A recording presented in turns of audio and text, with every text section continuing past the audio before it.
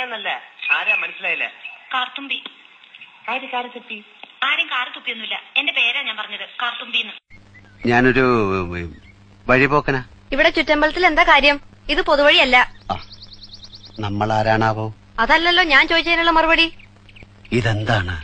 കാവിലെ ഭഗവതി നേരിട്ട് പ്രത്യക്ഷപ്പെട്ടതാണോ? അതെ. അല്ലാന്ന് തോന്നാൻ മാഷ്ക്ക് ഭഗവതിയെ മുമ്പ് കണ്ട പരിചയമൊന്നുമില്ലല്ലോ. ഉവ്വോ? എന്റെ പുതിയ നത്തോലി ഫ്രൈ പാചകക്കുറിപ്പില്ലേ, അത് ഫേസ്ബുക്കിൽ ഹിറ്റാ. നത്തോലി ഫ്രൈക്ക് എന്തിനാ പാചകം? ഓരോരോ പെണ്ണുങ്ങൾ എന്തൊക്കെ പണികളാ ചെയ്യണ്.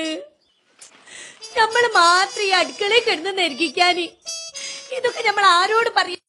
ഈ നാട്ടുകാരെ മുഴുവൻ പത്തോന്നെ വിളിക്കലേ.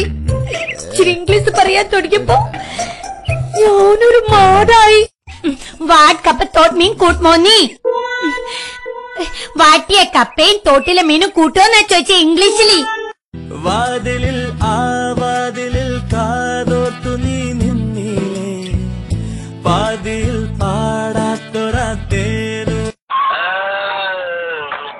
ഒരു മിനിമം വോളിയത്ത് വിടു മനുഷ്യ, നാട്ടുകാര് കേക്കും. ചപ്പാത്തി കൊണ്ടുവന്നില്ലേ?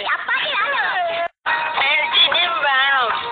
ചപ്പാത്തി ഞങ്ങളാണെങ്കിലും വയറ് തന്നെയാ മനുഷ്യ, അത് ഓർമ്മ വേണം.